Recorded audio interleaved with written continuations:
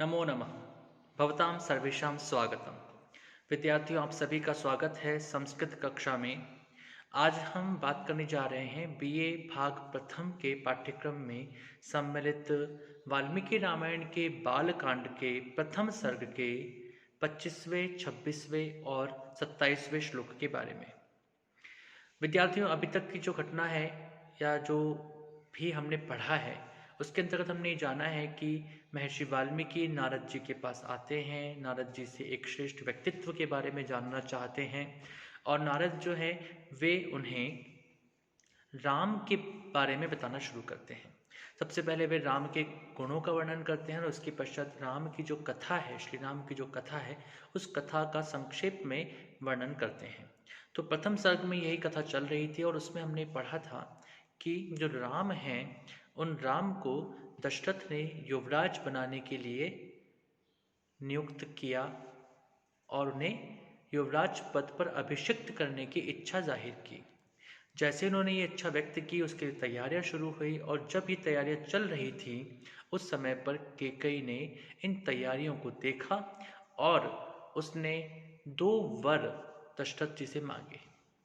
केकई ने प्रथम वर के रूप में राम को वनवास और द्वितीय वर के रूप में भरत को राजगद्दी के रूप में इन वरों को मांगा। उसके पश्चात जो राम थे वह राम वनवास की ओर अग्रसर होते हैं, वनवास की ओर प्रस्थान करने वाले होते हैं और उसके बाद क्या क्या घटनाएं घटती हैं उनको आज हम पढ़ने जा रहे हैं। सबसे पहले जो हम पढ़ रहे हैं वह है 25वां श्लोक, पंचविंशति श्लोक। तो 25वां श्लोक जो है उसमें कहते हैं, तम व्रजंतम प्रियो भ्राता लक्ष्मणोनु जगामह स्नेहात विनय संपन्न सुमित्रा नंदवर्धन। इसको यदि हम लय में बोलें तो हमें पता है इसमें अनुष्टुप छंद है और अनुष्टुप छंद के अनुसार इसकी जो लय है वह इस प्रकार से होगी, तम व्रजंतम प्रियो भ्राता लक्ष्मणोनु जगामह स्नेहाद् विनय संपन्नः सौमित्रानंदवर्धनः। राम के स्नेह से अभिभूत होकर जो लक्ष्मण हैं, उनके छोटे भाई हैं जो कि सुमित्रा के पुत्र हैं, वे भी राम के साथ वन को गए और इसी का वर्णन श्लोक में कहा किया गया है।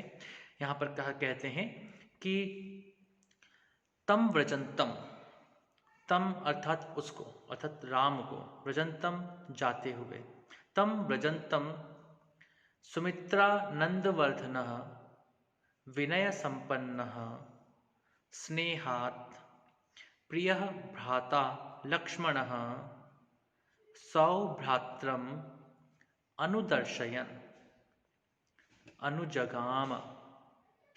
अर्थात यहाँ पर जो पूरा घटनाक्रम है वो कुछ इस प्रकार से है कि जो लक्ष्मण है वह लक्ष्मण जब राम को वनवास की ओर प्रस्थान करता हुआ देखते हैं तो राम को लक्ष्मण जो छोटे भाई हैं उनके, वे लक्ष्मण राम से अत्यधिक प्रेम करते थे, उनको अपना एक आदर्श व्यक्तित्व मानते थे और उनकी यह इच्छा हर समय रहती थी कि मैं हर क्षण हर परिस्थिति में श्री राम के साथ रहूं और उसी कारण से लक्ष्मण ने जब उनको इस प्रकार से प्रस्थान करते हुए देखा तो लक्ष्मण भी उनके साथ वन जाने के लिए अग्रसर हुए।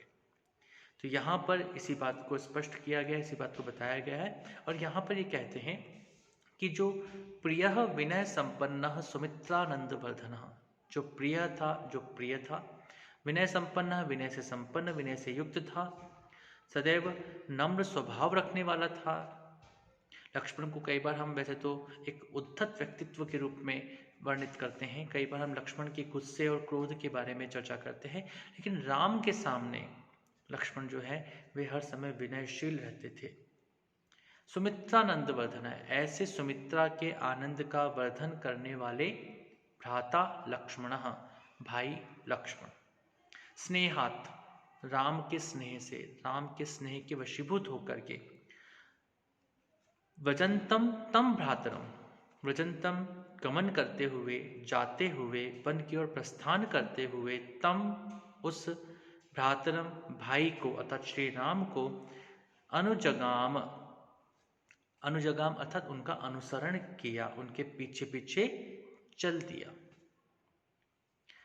इसके बाद जो आता है वह है 26वां श्लोक, और 26वें श्लोक में वे कहते हैं भ्रातरम दयितो भ्रातुः सौभ्रात्रम अनुदर्शयन् रामस्य दयिता भार्या नित्यं प्राण समाहिता। इसमें दो वर्णन किए गए हैं। जो प्रथम पंक्ति है वह प्रथम पंक्ति पूर्व के श्लोक के साथ अनुवृत्त होती है, उसी के साथ जुड़ती है, और जो द्वितीय पंक्ति श्लोक की है वो पंक्ति अलग से अग्रिम श्लोक के साथ जुड़ेगी। तो जो पूर्व की पंक्ति है, पहली पंक्ति है, उसको सबसे पहले हम लोग पढ़ते हैं। भ्रातरम दयितो भ्रातुः सौभ्रात्रम अनुदर्शयन्।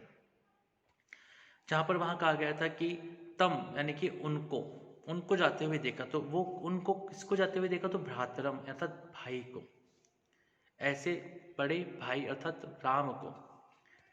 सौभ्रात्रम अर्थात भाईचारा अर्थात सुभाईचारा कह सकते हैं हमारे इसे।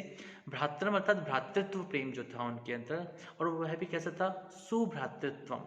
तो सुभ्रातृत्व को दिखाते हुए अर्थात भाई के प्रति अपने भाई के प्रेम को दिखाते हुए अनुदर्शन अर्थात दिखाते हुए, अनुपसर्ग है, दृश धातु है, क्षत्रिय प्रत्यय का यहाँ पर प्रयोग किया गया है। भ्रातुः दयितः, भ्रातुः भाई के, दयितः अभिष्ट। तो इस प्रकार से यहाँ पर कहा गया है कि जो श्री राम जो कि वन के और गमन कर रहे थे, ऐसे भाई को देख करके उनके प्रति भ्रातृत्व प्रेम को दिखाते हुए जो लक्ष्मण हैं, उन लक्ष्मण ने वन की ओर उनके पीछे पीछे प्रस्थान किया। इसकी जो दूसरी पंक्ति है इस श्लोक की, 26वें श्लोक की, उसमें कहते हैं रामस्य दयिता भार्या नित्यम प्राण समाहिता। जो रामस्य नित्यम प्राण समाहिता दयिता भार्या, जो राम के लिए, राम के नित्यम हमेशा प्राण समा प्राणों के समान थी, दयिता अत्यधिक प्रिय थी, हिता सदैव कल्याण के लिए, हितकारक अथवा राम के लिए सदैव कल्याण के मार्ग को प्रशस्त करने वाली थी। इस प्रकार की भार्या अर्थात पत्नी। इसकी जो पूर्णता होगी वह अगले श्लोक के साथ में होगी।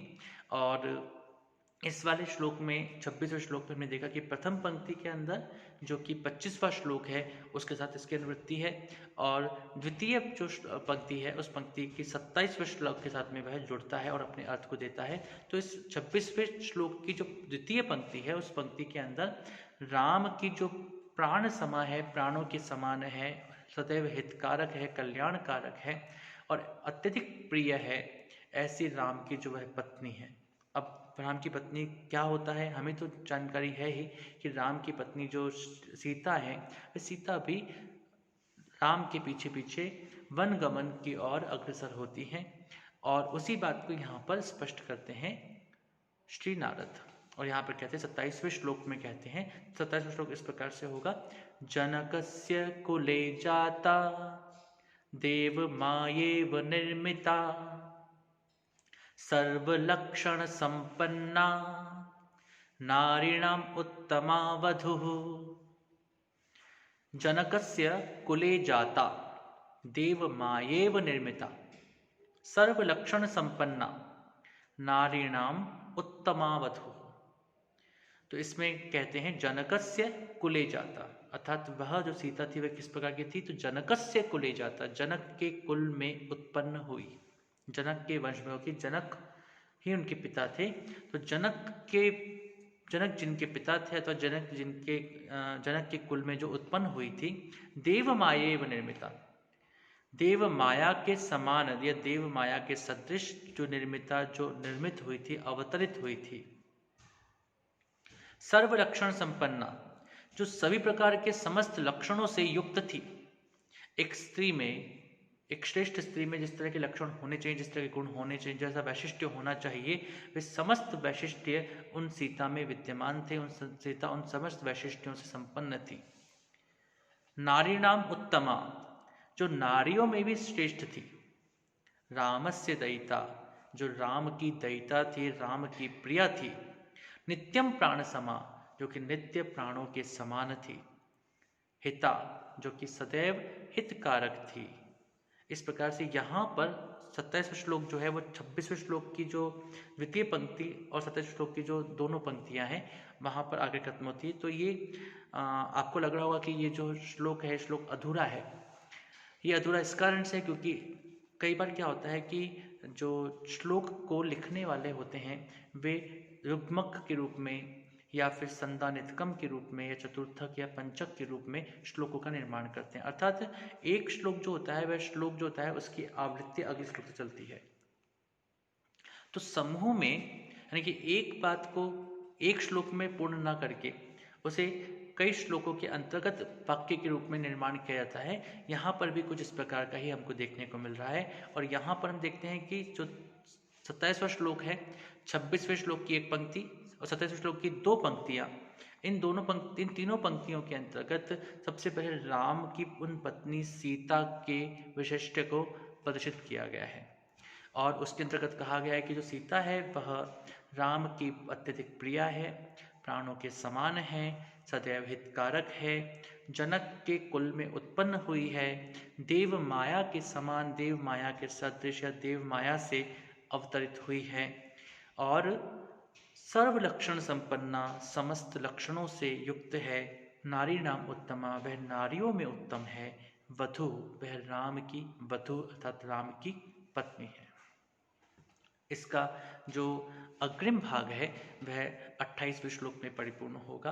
तो इसलिए यहाँ पर हमने आज देखा कि 25वें, 26वें और 27वें इन तीन श्लोकों को पढ़ा और इन तीनों श्लोकों के अंतर्गत हमने देखा कि पहले प्रारंभिक रूप में लक्ष्मण का जो वनगमन था, लक्ष्मण का जो अनुसरण था राम के लिए, राम के साथ, उसको प्रदर्शित किया गया। और उसके बाद में अभी सीता के प्रसंग को बताया जाए कि सीता जो है वह भी राम का अनुसरण करने लगी, अर्थात वह भी वनगमन की ओर अग्रसर होने लगी।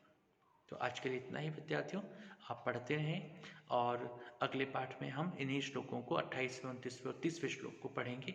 तब तक के लिए नमो नमः। शुभम भवतु। पुनर्मिलामः।